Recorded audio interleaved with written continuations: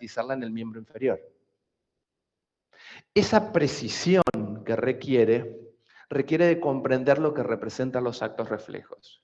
Y para entender los actos reflejos tengo que entenderlo en lo más rudimentario, que es la forma en que las neuronas se comunican entre sí, dónde se comunican entre sí, cómo se comunican entre sí y cómo garantizan después esas neuronas llegar al efector que yo quiero determinar. Entonces, cuando hablo de reflejos, tengo que describir lo que es el acto reflejo en sí mismo, en virtud de cómo se dan los arcos de comunicación, y lo que es el acto final que yo evalúo desde el punto de vista clínico. Entonces, el objetivo de esta clase es presentarles los principales tipos de reflejos que nosotros evaluamos en un consultorio médico, pero detrás con el fundamento de lo que representa el arco reflejo, que es lo que ustedes deben comprender en profundidad en virtud de las cosas que ya más o menos tienen en conocimiento.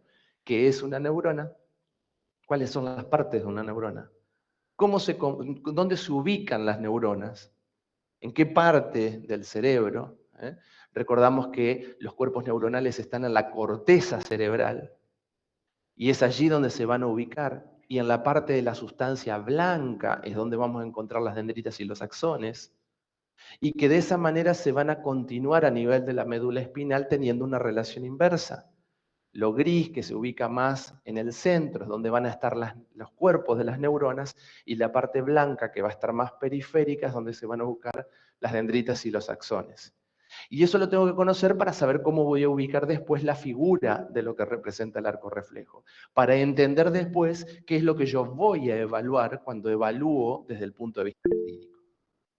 Por definición, los arcos reflejos son puntualmente los actos conductuales más simples. Son la forma más rudimentaria de poder analizar lo que representa el sistema nervioso.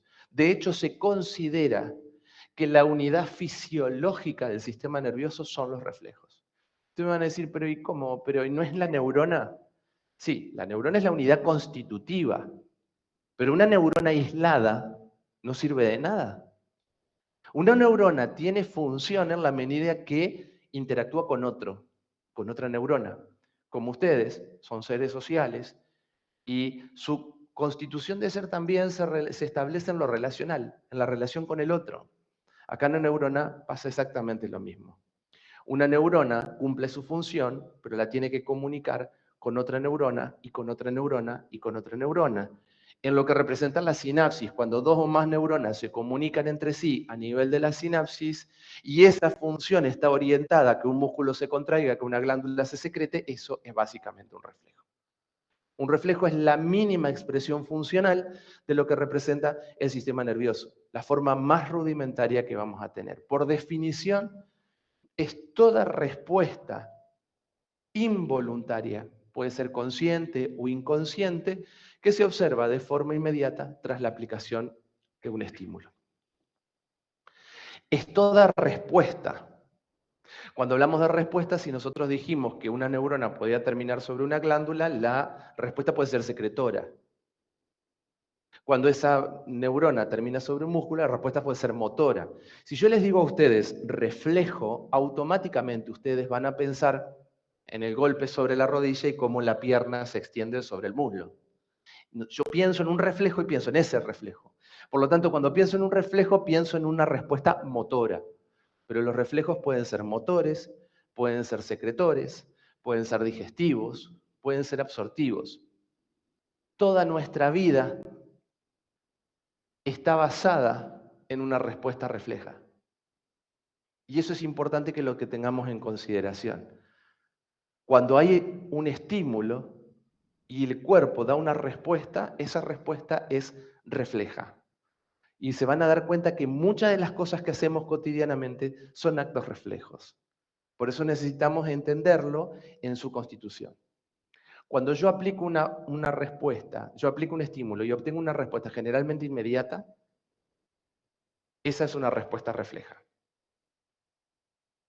Para ello yo necesito tener un estímulo adecuado en cuanto a su intensidad, en cuanto a su duración, para que el cuerpo me dé la respuesta que yo espero en relación a esto.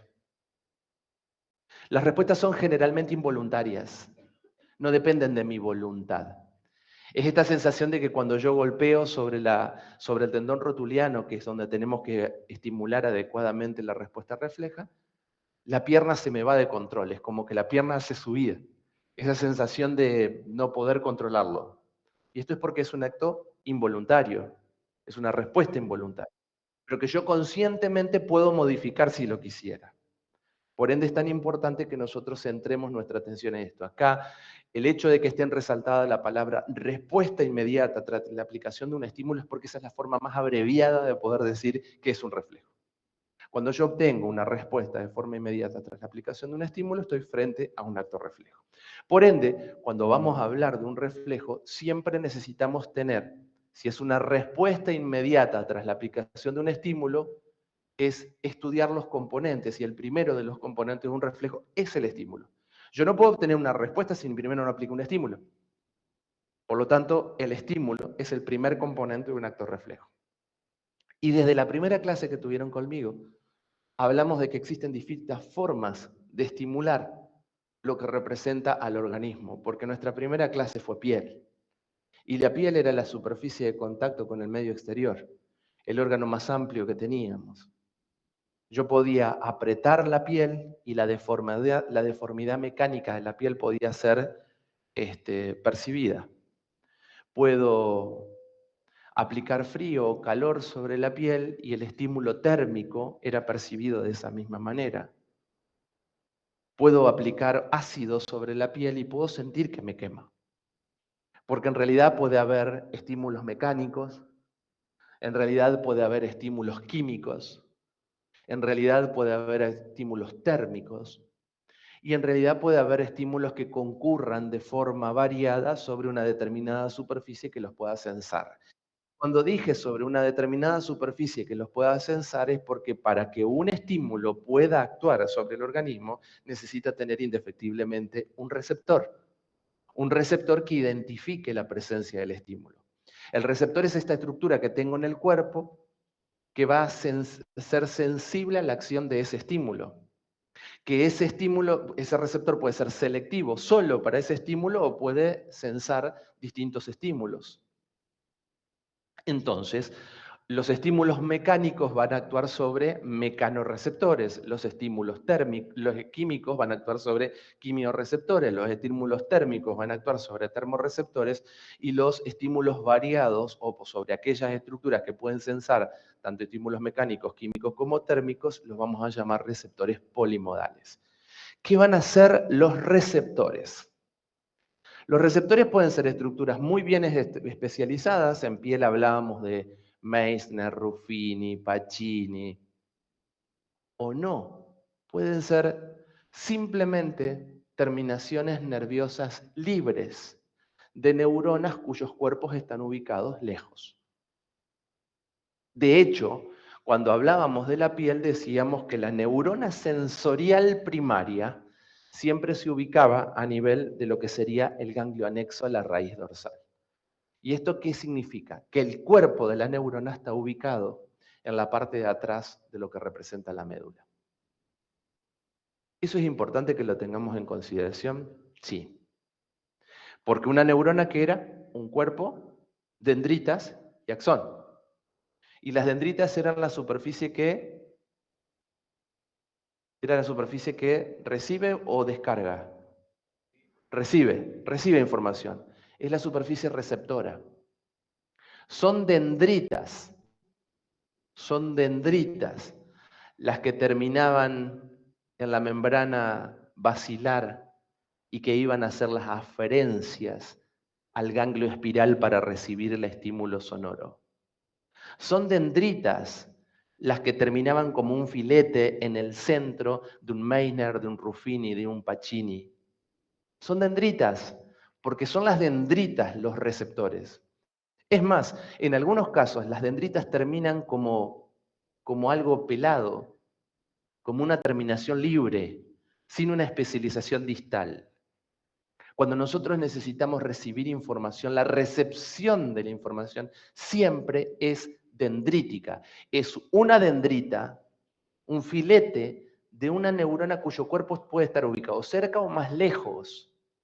Pero este estímulo mecánico, este estímulo químico, este estímulo térmico o estos otros estímulos variados van a actuar sobre un mecanorreceptor, sobre un quimiorreceptor, sobre un termorreceptor que no es otra cosa que una dendrita especializada en la recepción de estímulos químicos, mecánicos, térmicos, hasta incluso de estímulos dolorosos. Por lo tanto, si es una dendrita, la dendrita le va a llevar la información ¿a quién? De la neurona. Al cuerpo. Si yo tengo dendrita, cuerpo y axón, la dendrita recibe la información y se la lleva al cuerpo. Eso es lo que en un reflejo le llamamos vía aferente. La vía aferente sería así. Miren en esta gráfica. Miren qué interesante. Si nosotros decimos, voy a ver ahora si puedo que vean todos allá. Voy a decir así. Si tengo un estímulo mecánico que va a actuar sobre un mecanorreceptor, y el mecanorreceptor es una terminación nerviosa de una neurona cuyo cuerpo está ubicado distalmente, la información va a viajar hasta el cuerpo de la neurona, le va a llevar la información al cuerpo de la neurona y la va a descargar hacia otro sector. Eso es la vía aferente. Así funciona un mecanorreceptor tipo Meissner, Ruffini, Pacini de la piel. Así funciona el ganglio espiral, con las terminaciones nerviosas siendo sensibles y con una vía aferente llevando toda esta información a ese sector.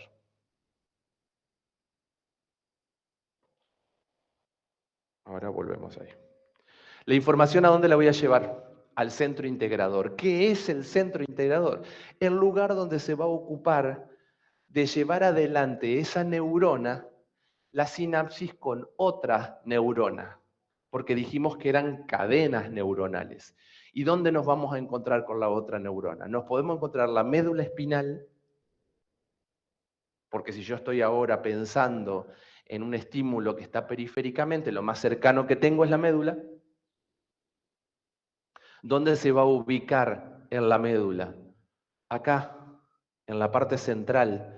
Miren este dibujito y esa H, esa mariposa que hay en el centro, no son otra cosa que la sustancia gris. Y la sustancia gris que tiene cuerpos de neuronas.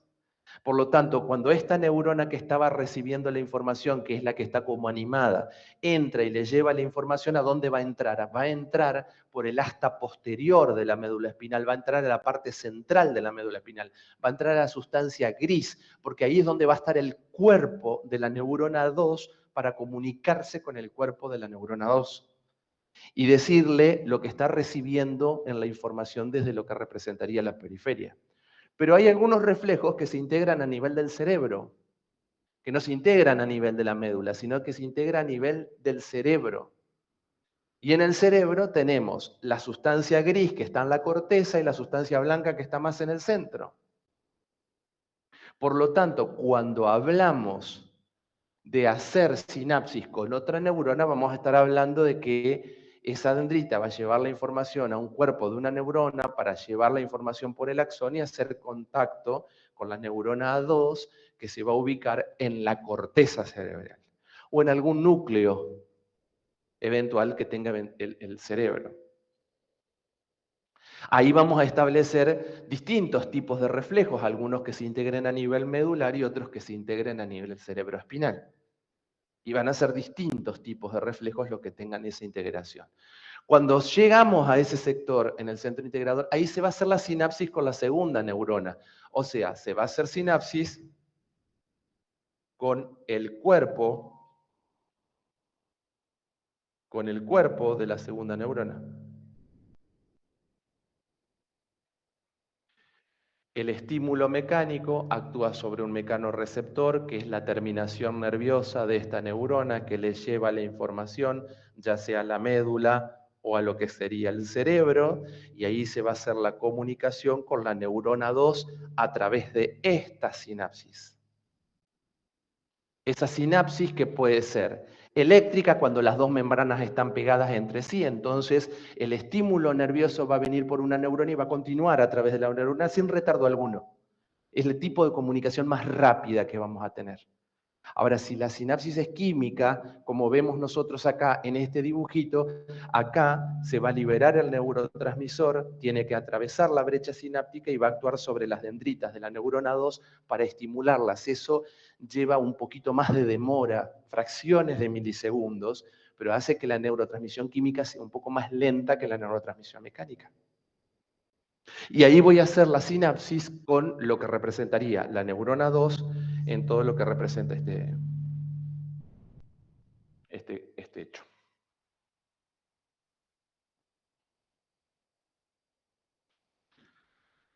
Llevamos la información al centro integrador y ahora el centro integrador va a tener que tener una vía eferente.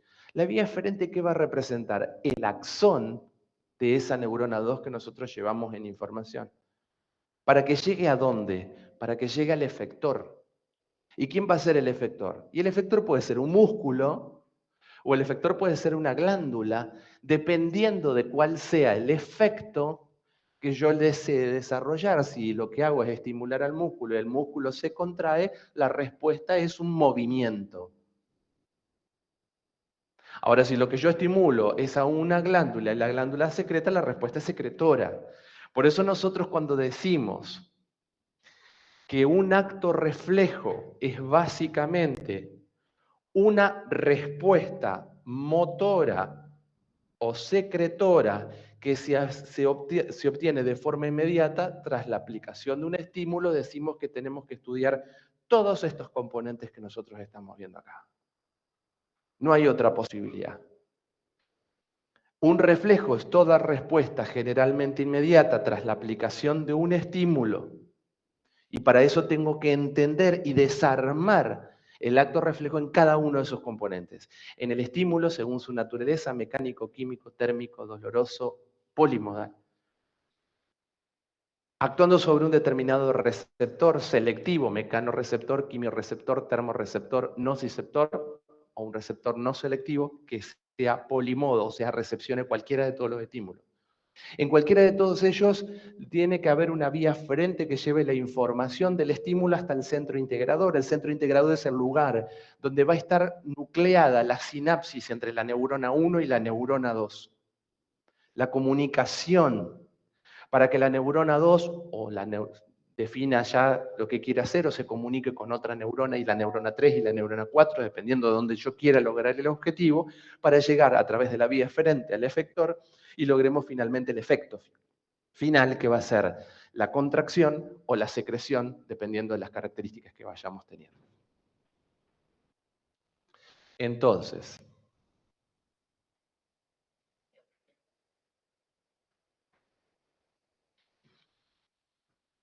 cuando hablamos de un acto reflejo, tenemos que describir el acto en sí, que es lo que yo observo, lo motor, cuando el músculo se contrae, lo secretor, cuando una glándula se secreta, pero no puedo negar que detrás de todo esto hay todo un arco reflejo que desglosa estos componentes. ¿Hay un estímulo? Sí, acá. Un martillo, para los que están presentes acá, un martillo de percusión, que lo que hace es estimular una zona de la piel. Donde lo que tengo en esto resaltado de amarillo es un mecanoreceptor.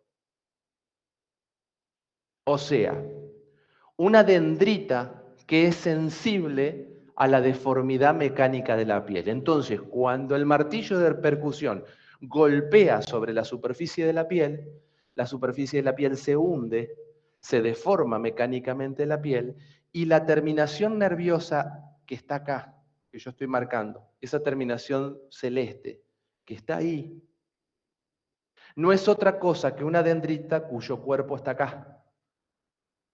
Acá está el cuerpo de la neurona, acá está la dendrita y acá está el axón. Entonces, cuando el estímulo mecánico deforma la piel, estimula el mecanorreceptor, la vía aferente, que es la dendrita, va a llevar la información al cuerpo de la neurona que está en el ganglio anexo a la raíz dorsal de la médula espinal. Acá está el cuerpo, ¿qué le va a decir? Che, afuera están golpeando. Esta información va a viajar a través del axón y va a entrar sobre el asta posterior. Esto es anterior y esto es posterior. Va a entrar sobre el asta posterior de la médula espinal y va a ir a lo que sería la sustancia gris, la H.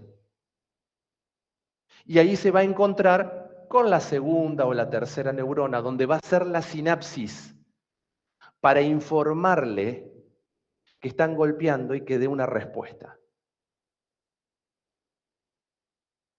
Este es el centro integrador, la médula espinal, en el caso que fuera un reflejo de integración medular, porque dijimos que puede haber reflejos de integración cerebral. La información luego, a partir de esa segunda neurona, va a viajar por el axón y ¿a dónde va a llegar? Al músculo. Lo va a estimular para que el músculo se contraiga, el músculo es el efector, y cuando el músculo se contrae, se acorta, y cuando se acorta, va a tirar para arriba. Y cuando tira para arriba, la pierna se extiende sobre el muslo. Porque el músculo al acortarse pega un tirón y hace como una especie de movimiento para brazo de palanca.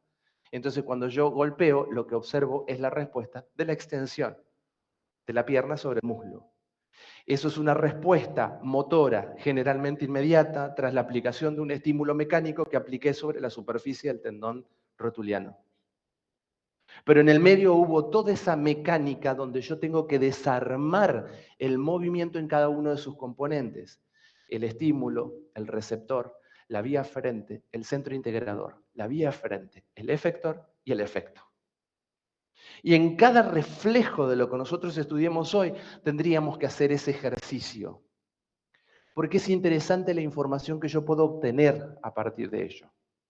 Cuando ustedes vayan avanzando en la carrera, van a darse cuenta que a esto que nosotros le llamamos metámera, que es la partecita, el segmento transversal de la médula, se va a ir nombrando homólogamente con el tipo de vértebra en la que se encuentran contenidos. Entonces, generalmente, a la altura de la tercera, cuarta, quinta vértebra lumbar, se da esta integración. Y esto es importante, porque una persona que pueda tener, por ejemplo, un accidente de tránsito, que golpee con la columna vertebral, y golpee con la columna vertebral, por ejemplo, de la tercera, cuarta, quinta vértebra lumbar por debajo, que lo lastime, que genere una sección medular, le vamos a llamar, o sea que se va a cortar todo tipo de comunicación. Cuando yo aplique el estímulo sobre el tendón rotuliano, esa información va a llevarse hacia lo que sería la vértebra, se va a llevar a lo que sería la metámera, y allí no va a poder haber integración posible y el reflejo no lo voy a obtener. Entonces, conocer dónde se integra, cuál es el centro integrador de cada reflejo, es fundamental, porque cuando yo aplico el estímulo, no es lo mismo tener una respuesta a no tenerla, y no es lo mismo tener una respuesta dentro de los cánones normales, tener una respuesta amortiguada o tener una respuesta exagerada. Porque toda esa información, la no respuesta o el tipo de respuesta, me está ofreciendo información sobre ese segmento del sistema nervioso central que yo estoy evaluando. Por eso es tan importante que lo desarmemos en estímulo, receptor, vía aferente, centro integrador, vía aferente, efector y efecto. No vamos a hacer eso con cada reflejo. Quizás este es el más simbólico y el que nosotros vamos a trabajar un poco más en detalle. Pero para cada reflejo debiéramos hacer ese ejercicio porque nos va a dar una información que es súper rica al respecto.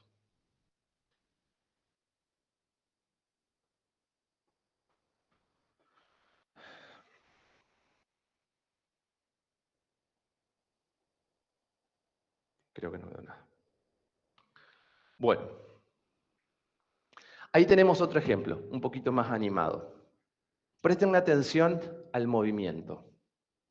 Presten atención primero a lo que ustedes ven hacia la derecha de la imagen para los que se encuentran por vía remota. Ven un brazo y ven que la punta del dedo está tocando sobre algo que lo estimula. Puntualmente les cuento, lo que lo estimula es una chinche, es como una aguja, está provocando dolor. Entonces esa información, cuando se acerca, viaja por vía aferente hacia el centro integrador, viaja por vía aferente al centro integrador, el centro integrador lleva la información por vía eferente y le ordena al músculo del bíceps que se contraiga. Al contraerse, lo que genera es una respuesta motora que nosotros le llamamos reflejo de flexión o reflejo de retirada. Yo retiro la mano del lugar que me está lesionando. Y si no, piensen qué pasa cuando se queman. Poner la mano y automáticamente, cuando el estímulo doloroso contacta con mi piel, lo que hago es esto. Y se complejiza aún más. No me pueden ver los que están por vía remota probablemente, pero la idea es así. No solamente retiro la mano del lugar que me está lesionando, sino además extiendo la contralateral. Esa es la respuesta refleja, es esto. Es la retirada del estimulado y la extensión del contralateral. Esa es la respuesta que se integra a nivel de lo que representaría el sector de la médula. A la izquierda de la imagen tienen desglosado el arco reflejo. Fíjense, ahora vamos a llegar un poco más lento, lo relato. Se estimula vía aferente, llega al centro integrador, hasta posterior, sinapsis, vía aferente, músculo, contracción y se da el reflejo de flexión o el reflejo de retirada. Entonces, entender a los reflejos de esta manera es fundamental, pero después nosotros desde el punto de vista clínico, ¿cómo lo vamos a evaluar? Lo vamos a evaluar de distintas maneras. Existen muchas clasificaciones en los libros respecto de cómo se analizan los actos reflejos. Yo les voy a destacar solamente algunos de ellos. Una de las teorías, que es la que establece Sherrington, es la que define que los reflejos se clasifican según el tipo de percepción. Otra de las líneas es lo que se lo clasifica según la localización. Otra según la pertenencia a las vías constituyentes y otra según el número de sinapsis que se establecen. Según el tipo de percepción, según la localización, según la pertenencia a las vías constituyentes y según el número de sinapsis que las constituyen. Estas clasificaciones no se contraponen unas con otras. O sea, yo podría decir que si analizo, por ejemplo, el reflejo rotuliano, puedo decir que según el tipo de percepción, como el reflejo rotuliano depende que haya un estímulo del exterior, es un reflejo exteroceptivo. Y como va a ser, según su localización, un reflejo de tipo osteotendinoso, va a ser más profundo. O sea que en definitiva, los criterios de clasificación son criterios donde nosotros vamos a enfocar nuestra atención en una mirada de ese arco reflejo, pero que no invalidan una clasificación respecto de la otra. Según el tipo de percepción, que es lo que planteaba Sherrington, los reflejos se clasifican en exteroceptivos e interoceptivos. Y como ya les vengo diciendo desde que comenzamos la cursada, en medicina y particularmente en fisiología, uno de los grandes secretos es analizar el nombre de las palabras porque nos da información al respecto. Los reflejos exteroceptivos son aquellos que tienen su origen en un fenómeno que es exterior al organismo. Los reflejos se llaman exteroceptivos. Ceptivo, de percepción. Extero, de exterior. Tengo el origen del reflejo en un fenómeno que está fuera del organismo. Para los ejemplos que les di recién, son dos reflejos exteroceptivos. Porque cuando yo apliqué un estímulo con el martillo de percusión sobre el tendón rotuliano, la respuesta la obtengo en forma inmediata a la aplicación de un estímulo mecánico. Y en el reflejo de flexión o de retirada, yo tenía que tener algo que me lastimara para poder lograr lo que representa el retiro del estímulo. ¿Se entiende? Entonces, exteroceptivo es cuando algo desde el exterior estimula el organismo para que de esta manera se dé. Un ejemplo es esto que vemos acá, que ya lo vamos a estudiar más adelante. Se llama reflejos cutáneos abdominales. Fíjense que le aplican un estímulo a esta persona sobre el abdomen. El estímulo está llevado adelante con algo muy suave, que puede ser la punta de una estructura muy delicada, o se puede hacer, los que están por vía remota no lo van a poder ver, agarrar una torundita de algodón, como la que tengo acá en la mano, torcerla para que sea como una puntita bien finita, y con esta puntita hacer el estímulo. De afuera hacia adentro en el abdomen, a la altura de la parte superior, a la altura de la parte media y a la altura de la parte inferior.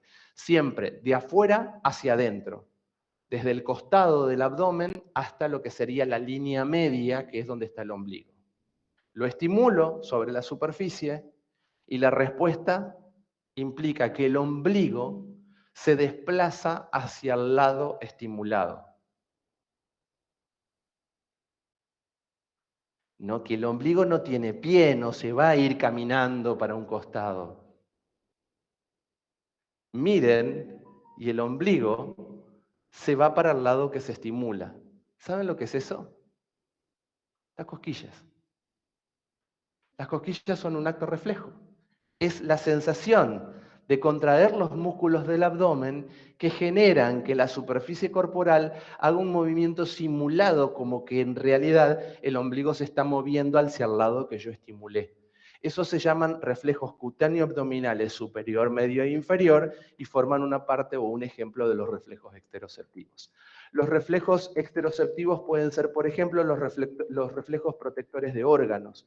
Un ejemplo de reflejo protector de órgano es el reflejo del parpadeo. Entonces, si nosotros analizamos, porque ustedes ya vieron lo que representa el ojo, pensemos en un día en el que se levanta una tormenta con mucho polvillo y vamos a darnos cuenta que automáticamente para proteger los glóbulos oculares, lo que empieza a ocurrir es que el párpado se intensifica en la frecuencia en lo que se lleva adelante el parpadeo.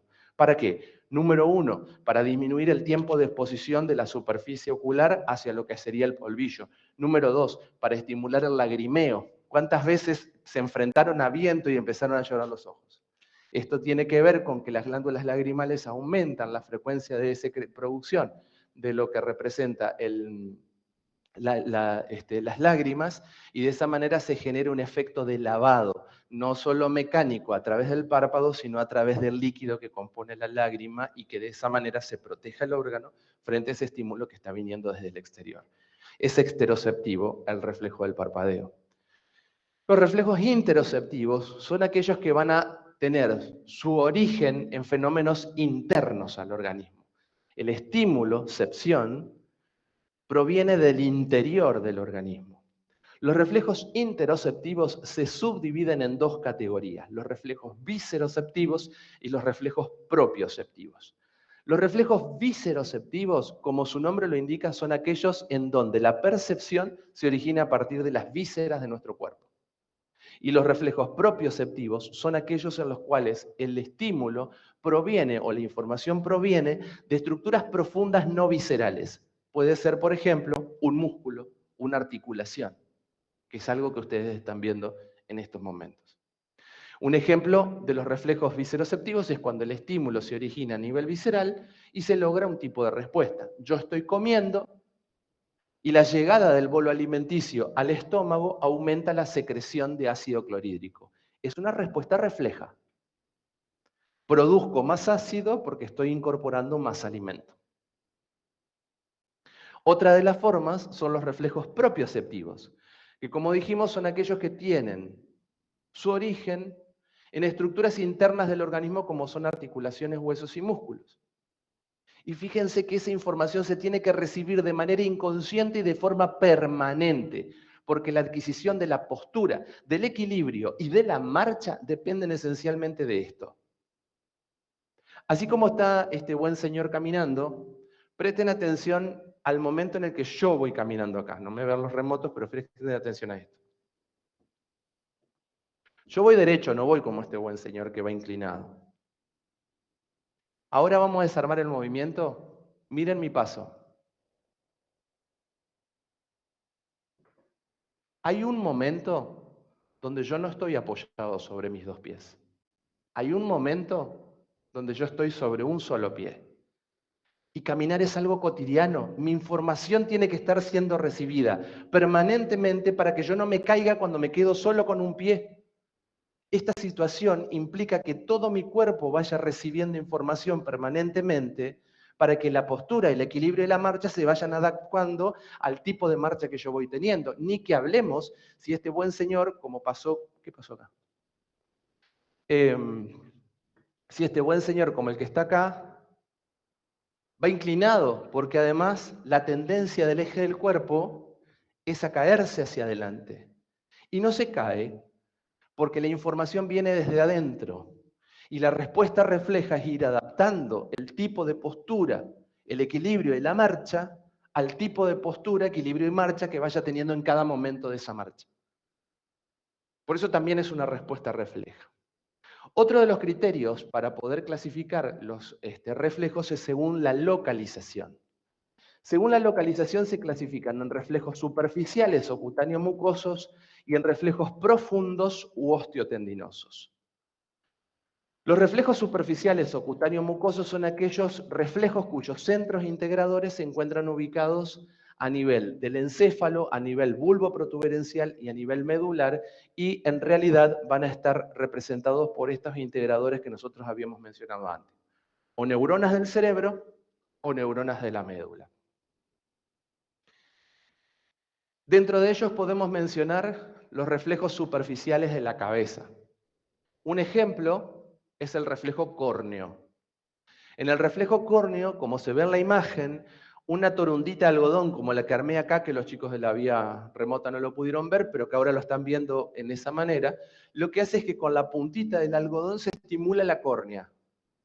¿Y qué hace esa persona? Cierra los ojos. Eso es un reflejo de parpadeo. Eso es un reflejo protector del órgano de los sentidos, donde ya el polvillo no es el polvillo, sino la torunda de algodón que yo estoy aplicando sobre la córnea. De la misma manera es el reflejo conjuntival, en donde prácticamente se hace lo mismo, solo que en realidad la torunda de algodón no estimula la córnea en el centro del ojo, sino que estimula lo blanco del ojo, que es donde está la conjuntiva. Todo esto es una respuesta refleja. Piénsenlo si no cuando han ido a algún oftalmólogo y la tendencia natural al parpadeo que aparece frente a la amenaza de la invasión sobre el globo ocular. Otro reflejo es el reflejo nasal o estornutatorio. Cuando se toca la mucosa interna de la nariz, empieza a existir el lagrimeo y la tendencia natural del estornudo. Si alguna vez les salió un granito en la nariz e intentaron reventarlo, si alguna vez tocaron alguna de las vibrillas de la nariz, que son los pelitos que aparecen dentro de la nariz, se van a dar cuenta que eso claramente ocurre. Y es una respuesta refleja. Otro de los reflejos es el reflejo faríngeo o velopalatino. Este reflejo aparece en el odontólogo. Cuando el odontólogo tiene que trabajar sobre la pared posterior, cercano a la pared posterior de la faringe, y lo que termina ocurriendo es esa sensación de arcada, esa sensación de vómito. Es la contracción de lo que representa la pared posterior de la faringe. Miren cómo la lengua se mueve y cuando se estimula, lo que representa es esa sensación de que la garganta se cierra. Es una respuesta refleja. Otra de las respuestas reflejas es la que dijimos recién, los músculos cutáneos abdominales, superior, medio, inferior. Ese reflejo de cosquilla que les decía. Después tenemos el reflejo glúteo, el reflejo anal, el reflejo bulbo cavernoso, el escrotal, el reflejo plantar. Que este reflejo, el plantar, es uno de los más comúnmente evaluados.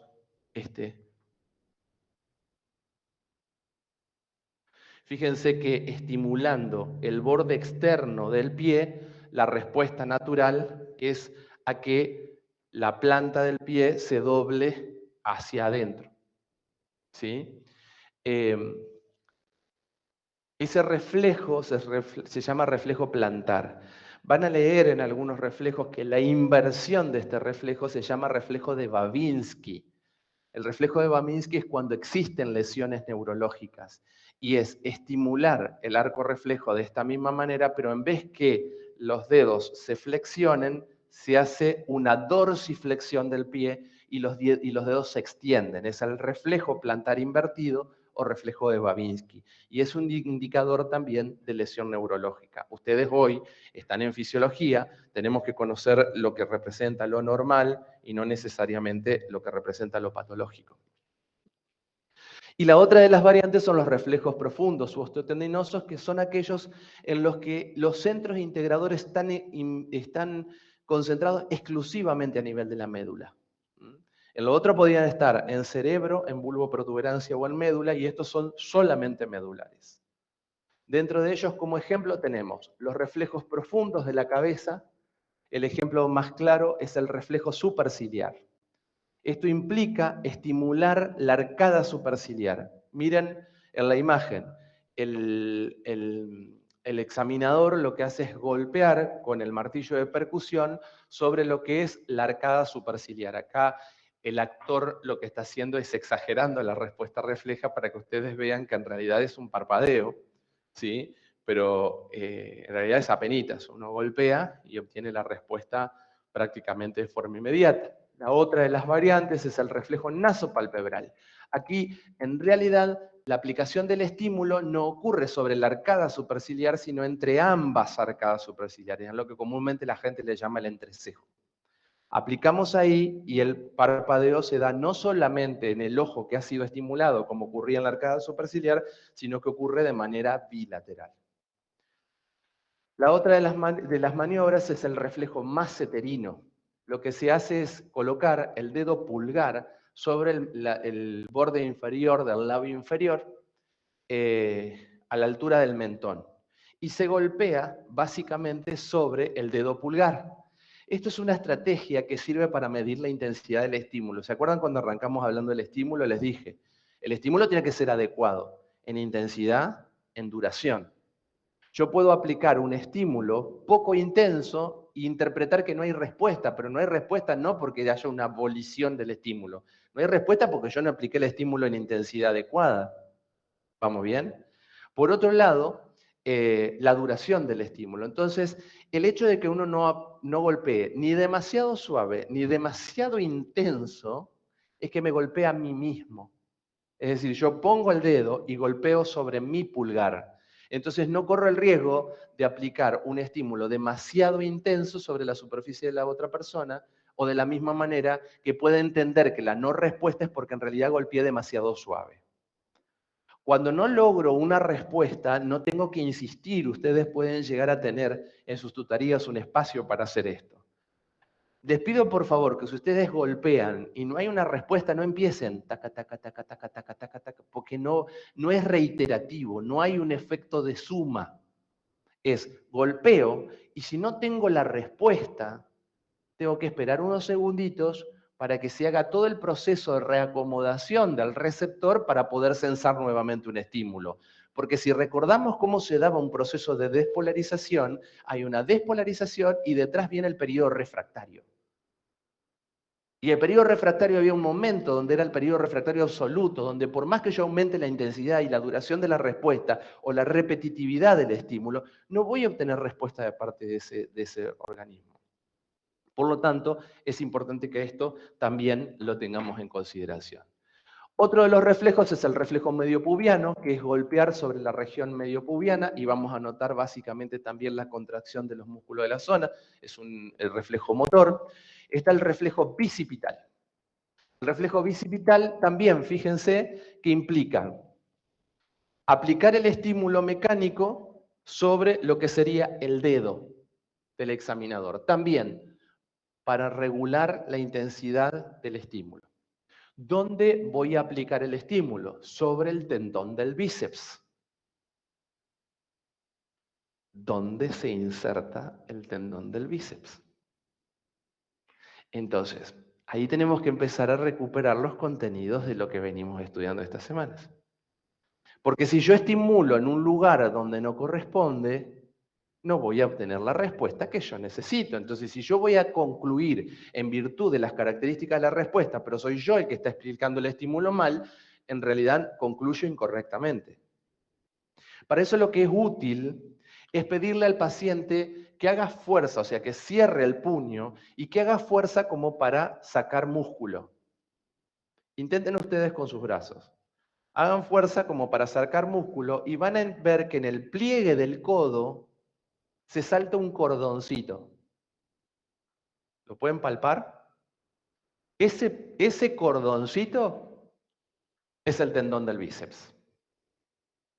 Y todo lo que está, por ejemplo, hacia adentro es lo que nosotros damos en llamar como canal bicipital interno. Es el lugar por donde pasa la arteria humeral, es donde se palpa el pulso humeral y es donde se pone la membrana del estetoscopio cuando se toma la presión arterial. No es cualquier lugar. Yo golpeo sobre el tendón del bíceps y lo que voy a ver es que el músculo bíceps se va a contraer y al contraerse va a generar una flexión del antebrazo sobre el brazo. Ahora, ¿ustedes piensan que cuando yo golpeo va a pasar esto? No. Miren, es apenas el movimiento. Miren la respuesta nuevamente. Es apenas. Es muy sensible, por lo tanto uno tiene que tener el ojo muy desarrollado para entender cuándo la respuesta es la correcta, la adecuada, y cuándo nosotros tenemos una hiperreflexia, una hiporeflexia o una arreflexia, o sea, una respuesta exagerada, disminuida o ausente. Otro de los tipos es el reflejo tricipital. Y acá tengo que golpear sobre el tendón del tríceps. O sea que fíjense que empieza a cobrar importancia todo lo que estudiamos de anatomía en el miembro superior. ¿Dónde voy a aplicar el estímulo? Sobre el tendón del bíceps. Miren qué le pasa al antebrazo. El antebrazo se va para afuera. En términos de lo que representa la posición anatómica, lo que va a hacer el antebrazo es abducirse. Abducirse. Se va hacia afuera. Esa es la respuesta natural cuando el tríceps se contrae. Y si no piensen, cuando estudiaron tríceps, ¿cuál era la acción de tríceps? Y la acción del bíceps era flexión del antebrazo sobre el brazo, la acción del tríceps es abducción sobre el brazo. Entonces, tiene sentido encontrar ahora cuáles son las respuestas que vamos viendo. El reflejo lecraniano es exactamente el mismo, pero ya no estimulo sobre lo que representa el tendón del tríceps. Yo lo que voy a hacer es estimular sobre el olecranon. Pero el olecranon es una de las apófisis más proximales porque siempre es en virtud de la posición anatómica, que tiene lo que representa el cúbito, y es importante que tengamos también allí la medición de la intensidad del golpe, porque no vaya a ser cosa que por golpear fuerte para tratar de obtener respuesta, terminemos en una fractura de una apófisis proximal.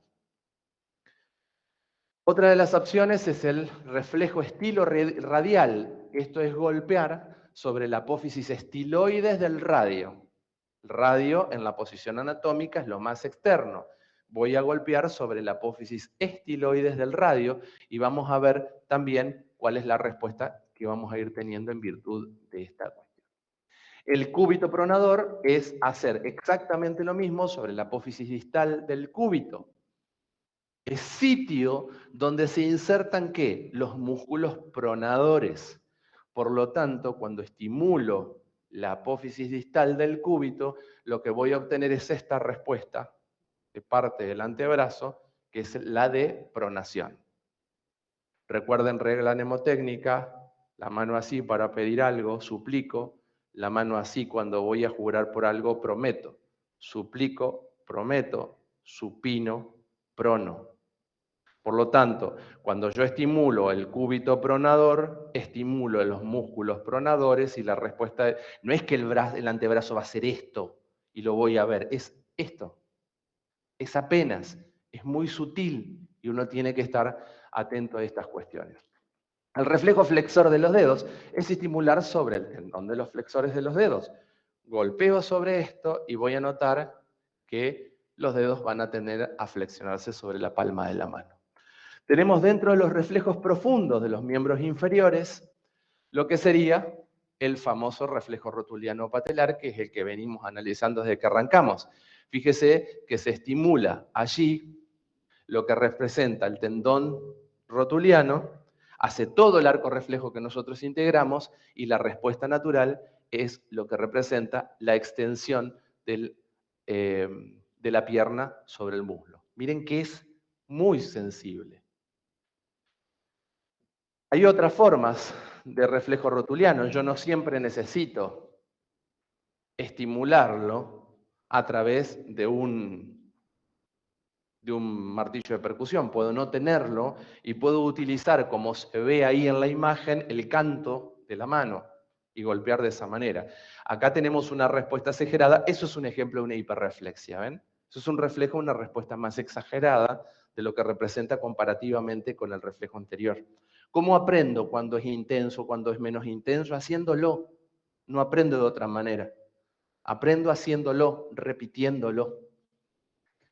Y por último tenemos el reflejo aquiliano, que es percutir sobre el tendón de Aquiles. Hay distintas formas, fíjense con el paciente en decúbito ventral, o sea, acostado boca abajo, estimulando de esa manera, o flexionado sobre una silla. Lo que vamos a ver es básicamente también lo que sería la dorsiflexión del pie. Otra de las clasificaciones es la que establece que los reflejos se dividen según la pertenencia de sus vías constituyentes. Se clasifican básicamente en tres grandes grupos: los reflejos cerebroespinales, los reflejos vegetativos y los reflejos mixtos. Los reflejos cerebroespinales son aquellos en los que tanto la vía aferente como la vía eferente están formados por nervios del cerebro espinal, del sistema cerebroespinal. Ejemplo de esto es el reflejo de la deglución. La deglución es un acto reflejo.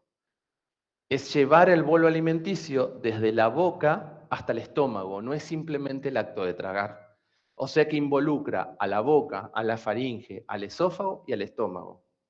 Y en ello tiene que existir una perfecta coordinación en tiempo y espacio entre cada uno de esos órganos para poder darle conducción, si se quiere, al bolo alimenticio. Y eso se integra a nivel del sistema nervioso central.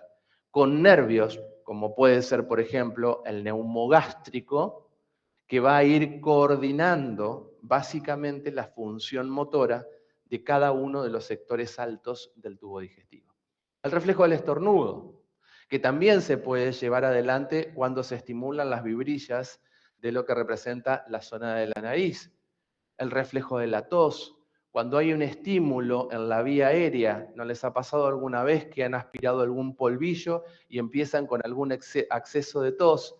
Es el mecanismo que tiene el sistema respiratorio para sacar de encima el polvo ambiente que ustedes están inhalando. El reflejo del parpadeo, que lo estuvimos estudiando hoy, que era un reflejo protector de órganos exteroceptivos. Fíjense que acá, según la vía constituyente, termina siendo un cerebro espinal. Eso significa lo que les decía al principio. Cuando yo analizo un reflejo, lo puedo ubicar en distintos tipos de la clasificación y uno no se contrapone básicamente con el otro. Los reflejos vegetativos son aquellos en los que tanto la vía aferente como la vía eferente están formadas por filetes simpáticos. Un ejemplo de reflejos vegetativos son los reflejos de adaptación. Y los reflejos mixtos son aquellos en los que tienen una parte que es del sistema cerebroespinal y otra parte que corresponde al cerebro, al sistema vegetativo. Por lo tanto, van a aparecer dos subtipos. Uno, en los que la vía aferente es cerebroespinal y la vía eferente es vegetativa, y otro donde la vía aferente es vegetativa y la vía eferente es cerebroespinal. Ejemplos de ellos son los reflejos vasomotores de la piel. Los reflejos vasomotores de la piel, cuando me dicen algo me pongo colorado. Eso es un reflejo vasomotor. El reflejo de la erección, el reflejo respiratorio. Respirar es un acto reflejo. El vómito es un acto reflejo. Entonces, si nosotros nos ponemos a pensar, parodiando a Calderón de la Barca, la vida no es sueño, sino la vida es reflejo. Porque respirar es un reflejo, llorar es un reflejo, reírme es un reflejo, toser es un reflejo, estornudar es un reflejo. La vida en general recibe estímulos y da una respuesta. Y eso es un reflejo. Yo les estoy hablando a ustedes y cuando entienden algo, su cara expresa que entienden. Y cuando no entienden algo, su cara expresa que no entienden. Por lo tanto, hay un estímulo, que es lo que yo les estoy dando, y ustedes están dando una respuesta. Y eso es un reflejo. La vida en general está atravesada por actos reflejos. Cuando nosotros, los que hemos atravesado ya la experiencia de ser padres, tomamos a nuestros brazos a nuestro hijo y le ponemos el dedo sobre la palma de la mano, el bebé tiernamente presiona el dedito. Y uno se enternece, me conoció el dedo. La realidad es que si en vez de mi dedo yo hubiese puesto un palito, el niño hubiese hecho exactamente lo mismo, porque eso se llama reflejo de prensión palmar y forma parte de las evaluaciones que se hacen en todo recién nacido. Uno quiere elegir seguir creyendo que el dedo no es un palo y que en definitiva es mi dedo lo que reconoce mi hijo, pero la realidad es que es una respuesta refleja. Lamento profundamente en esta clase haber tirado sus sueños por tierra, pero la realidad es que muchas de las respuestas que hacemos en lo cotidiano son respuestas reflejas. Según el número de sinapsis establecidas, que es una de las últimas clasificaciones que tenemos en respuestas reflejas, se pueden clasificar básicamente en dos grupos: reflejos monosinápticos y reflejos polisinápticos. ¿Eso qué significa? Que los reflejos monosinápticos van a estar conformados por una sola sinapsis y los reflejos polisinápticos son aquellos que están conformados por varias sinapsis. Ahora les voy a hacer un juego de palabras. En un reflejo monosináptico, ¿cuántas neuronas intervienen? 2. Y esto quiero que quede claro porque después termina ocurriendo que en los exámenes ponen una. Y pero si es monosináptico, sí, pero la sinapsis es la comunicación entre dos neuronas. Monosinápticas significa que hay una sola comunicación y para que haya una comunicación tiene que haber una neurona 1 y tiene que haber una neurona 2. Por lo tanto, en un reflejo monosináptico sí o sí hay dos neuronas. En un polisináptico representa que hay tres o más neuronas que lo componen comunicándose entre sí a la altura de lo que representa la sinapsis. Por lo tanto, por definición, aunque parezca redundante, los reflejos monosinápticos son aquellos que están constituidos por una sola sinapsis entre lo que representa una neurona que la vamos a definir como sensorial, porque es la que percibe la información, y otra neurona que es la motora, que es la que se va a encargar de llevar a cabo la respuesta refleja motora para este ejemplo. Y este es el ejemplo más claro que nosotros estuvimos estudiando hoy. Es decir, hay un estímulo mecánico, químico, térmico, doloroso, que actúa sobre un receptor, mecanorreceptor, quimiorreceptor, termorreceptor, nociceptor, polimodal, que va a llevar la información hasta la neurona sensorial primaria, cuyo cuerpo está ubicado en el ganglio anexo a la raíz dorsal. Esa información la va a entrar por el axón. ¿A dónde? A la médula espinal, la metámera. ¿A dónde? A la sustancia gris, que es la H que está acá en el centro,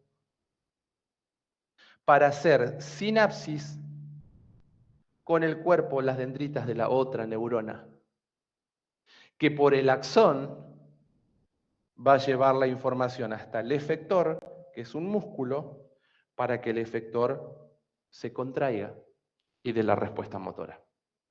Esto son estímulo receptor, vía eferente, centro integrador, vía eferente, efector y efecto, que son los componentes de un arco reflejo que se dibuja de esta manera y que mínimamente involucra dos neuronas, una sensorial que recibe, una motora que descarga.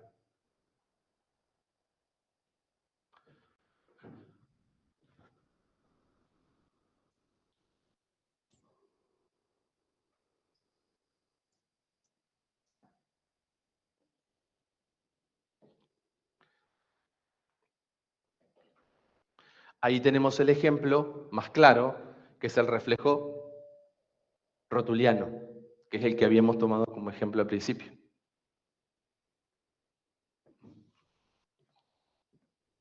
Un estímulo mecánico actuando sobre la piel con los mecanorreceptores ubicados en el tendón rotuliano.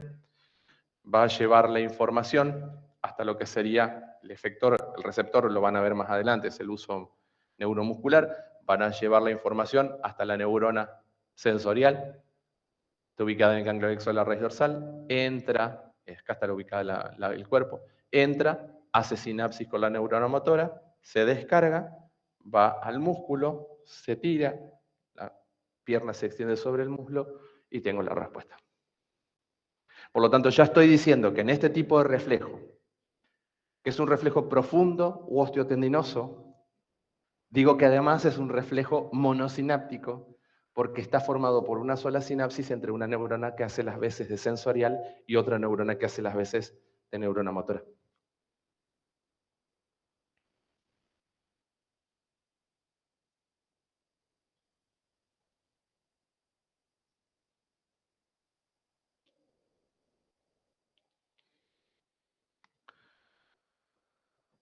Ahí tienen el ejemplo nuevamente, aplicado directamente sobre esto. Es el reflejo que más paradigmáticamente utilizamos como ejemplo y el que lo vamos a establecer. Y por último tenemos el reflejo polisináptico. Los reflejos polisinápticos dicen son varias sinapsis, o sea, son 3 o más neuronas. Entonces voy a tener una neurona sensorial que recibe la información, una neurona motora que es la que va a ejercer la función, pero en el medio hay un montón de interneuronas que comunican simplemente la información entre la neurona sensorial y la neurona motora. En este caso, miren lo que pasa. Termino teniendo un estímulo mecánico, químico, térmico, doloroso, que va a actuar sobre un receptor, mecanorreceptor, quimiorreceptor, termorreceptor, nociceptor polimodal, que va a llevar la información hasta la neurona sensorial primaria, cuyo cuerpo está ubicado en el ganglio anexo a la raíz dorsal. Hace este camino. Entra por el asta posterior de la metámera, donde sustancia gris, la H que está en el centro, porque en la sustancia gris están los cuerpos neuronales, ahí va a ser sinapsis con otra neurona. Fíjense que el axón es cortito, porque lo único que hace es ser intermediaria, es una neurona para hacer sinapsis con la otra neurona, que va a llevar la información por descarga al músculo para que éste luego se contraiga. O sea que eso es un receptor, es un reflejo polisináptico. Ahí nosotros tendríamos una sinapsis acá y otra sinapsis acá. Hay 2 sinapsis, pero podría haber más. Hay 2 sinapsis y hay 3 neuronas. La sensorial, la motora y la interneurona.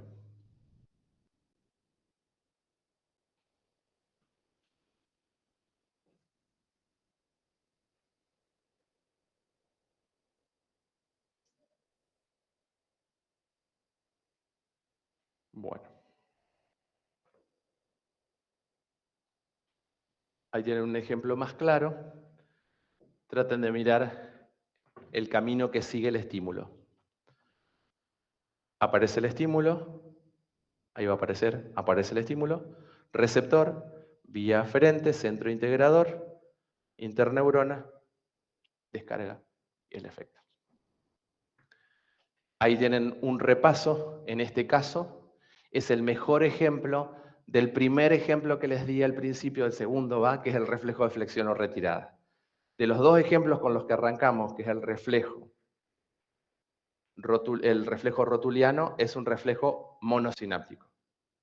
El reflejo de flexión o retirada, fíjense, ahí tienen algo que está quemando, fíjense que la información llega, hace sinapsis con una interneurona y la neurona motora es la que se encarga de llevar adelante el retiro del miembro sobre lo que representa cada una de estas funciones. Bueno, hemos terminado. Vamos primero a ver si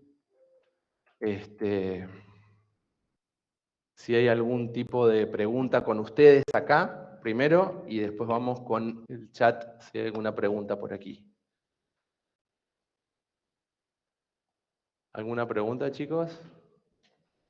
Lamentablemente hay una tarea que tienen que hacer, que va a ser de ustedes, que es estudiar. Gracias, Jennifer. Gracias, Fiamma.